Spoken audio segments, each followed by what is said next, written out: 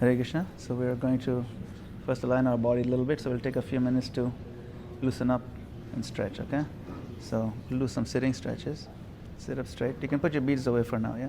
And just, we'll do about neck rolls first, okay? 5 like this. Put your chin down.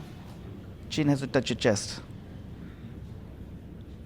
5 in one direction. Really slow, very slow.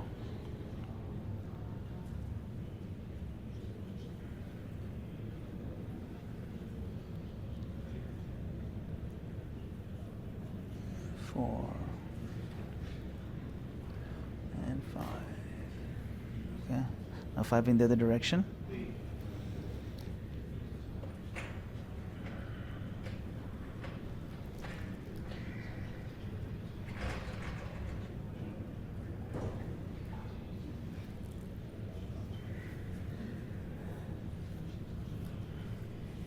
Okay, that's good. Now put your arms out like this. And gradually put them up. Okay, very slowly. And bring them down. Okay, almost down, and then bring them up again. This is all this to help your body not feel pain when you're sitting up straight, okay, for a longer time. 5 more times.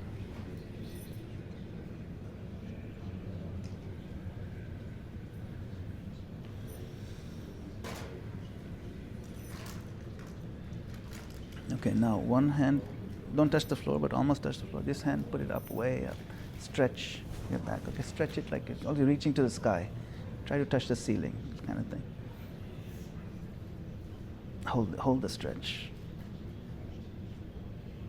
Okay, then the other one.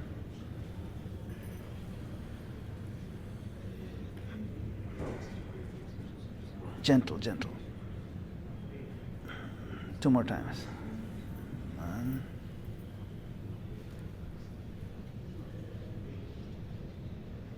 Hold the stretch. Bring it down.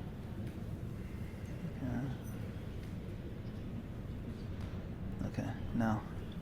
Okay, gently look upwards to the ceiling. This is for your neck, okay? As you can. Hold the stretch. Gentle.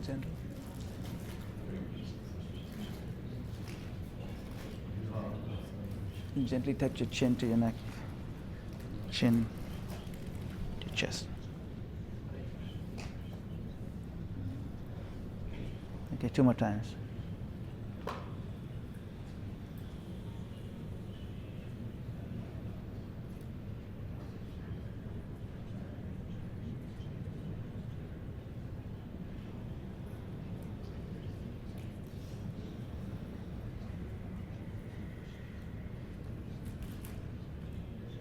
Okay, great.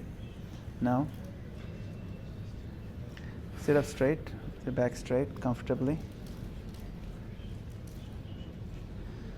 We'll do 5 deep breaths, gentle, with your nose only.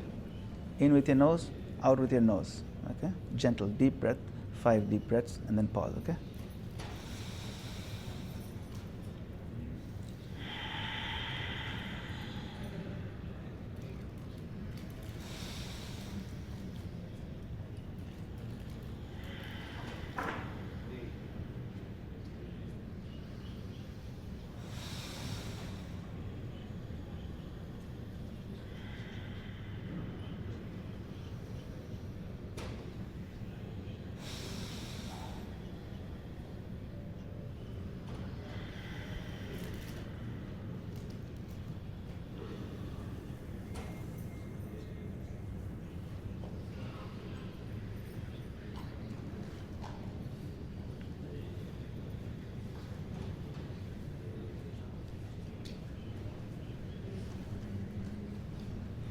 Hare Krishna.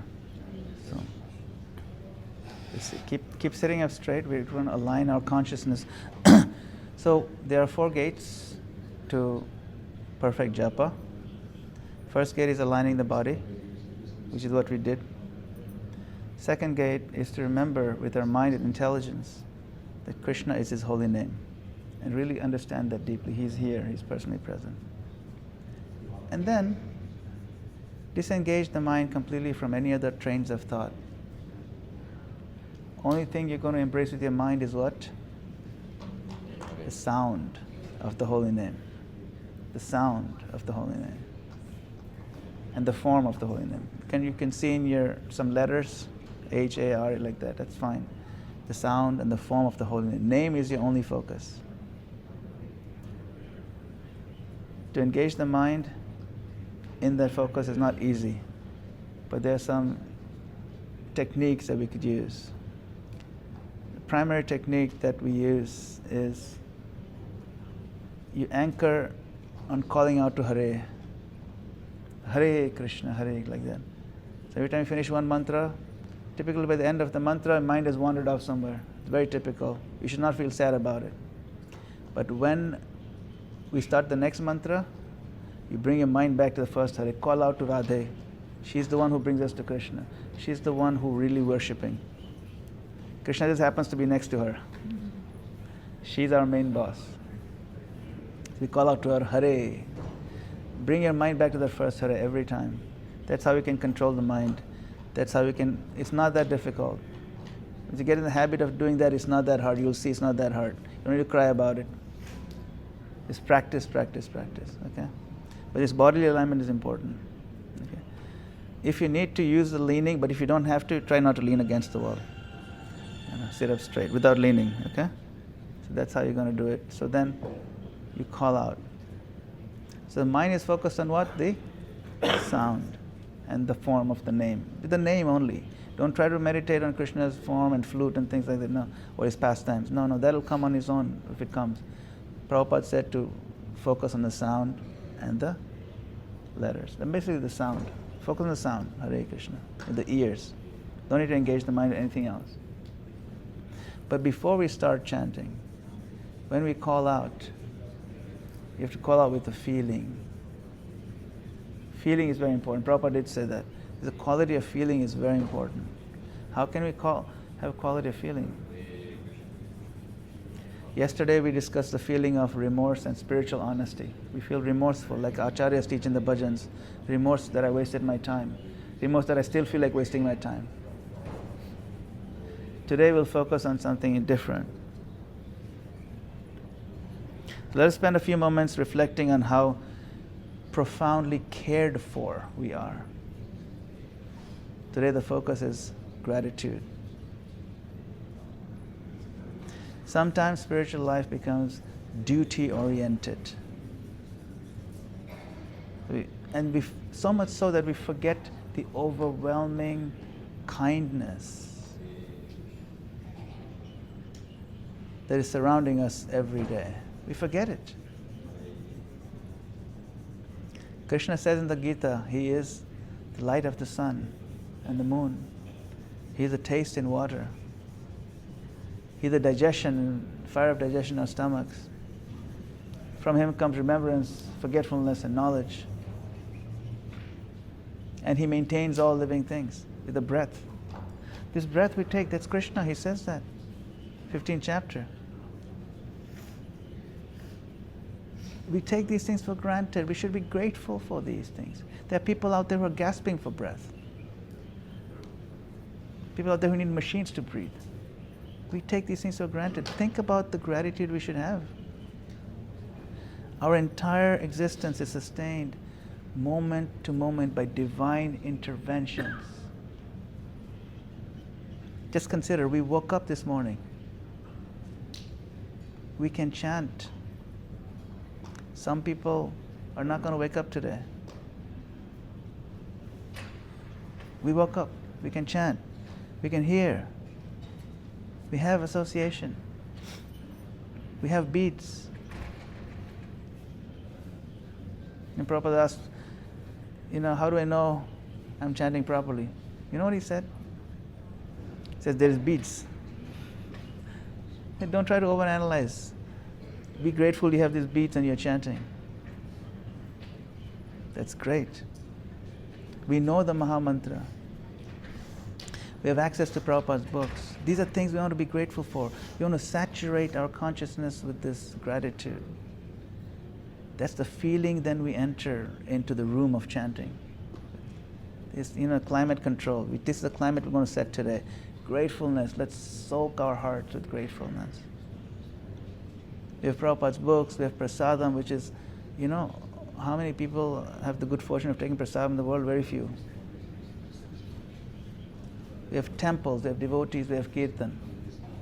We shouldn't take it for granted. And today, what is that? We have another day. We have another day to try again spiritually. Let's not take that for granted. None of this is ordinary. Billions of souls are wandering through countless species and lifetimes without access to this bhakti. Access in itself is a big lottery. Doing it is yet another one. And somehow, by impossible mercy, we are here. How can we not be grateful? Now, sometimes gratitude becomes abstract sentimentality. But real gratitude is practical awareness. We can practically aware all these things. That's real gratitude because it's right in our face and we can express it directly.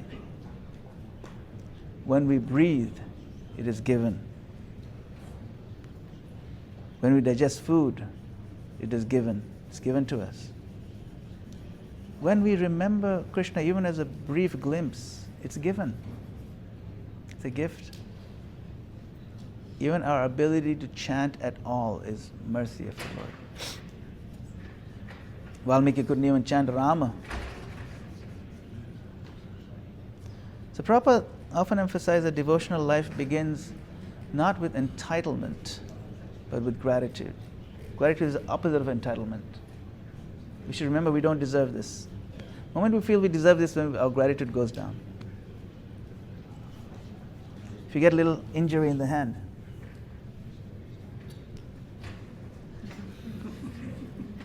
we should be grateful. How can we be grateful? Oh, I actually deserve my neck to be cut off. Krishna is so kind. He only gave me a little scratch in the hand.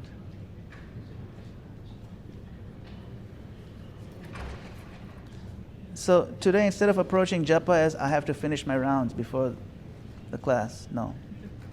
We can approach it as I have been invited into divine association of the holy name. We've been invited.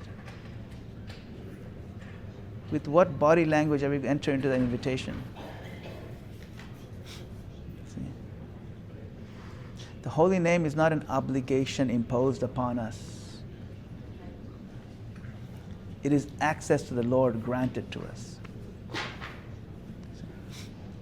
Imagine if someone offered us direct audience with the most loving person in existence every single day. Would we rush through it distractedly? Would our body language reflect that? Because right now, it may not. So today, let's chant with appreciation, with gratitude. Not pressured, not anxious, but grateful. Grateful for what? Grateful for every devotee who helped us. Grateful for every correction that protected us. Every struggle that humbled us. Every moment Krishna quietly carried us when we did not even notice. And perhaps most deeply, gratitude that despite our inconsistency, the Lord has not given up on us. If it wasn't for His mercy, we would not have woken up today. He's not given up on us. What is He doing? He's still waiting patiently in the heart. He says, I'm waiting for you. He's waiting in here. Look. So while chanting today, let us internally repeat, thank you, my Lord. Thank you, before chanting. Thank you for allowing me another chance. Thank you for staying with me. Thank you for the holy name. Thank you for the devotees. Thank you for carrying me farther than I could ever go alone. Gratitude softens the heart. And a softened heart hears the holy name differently. So now we take up our beads We'll focus on the chanting. Remember the first Hare. Okay. And with our full focus and attention, please chant clearly with clarity. Listen to the sound. And we will dive right into the holy name. Our language is our body. Our body language tells the Lord, I'm interested. Prabhupada said we just need to prove to the Lord, I am interested. That's all. The Lord does everything else. But it's hard to convince Him. So let's try today to really convince Him that we're interested, at least a little bit interested. Okay? Hare Krishna, Krishna Krishna, Hare Hare, Hare Rama.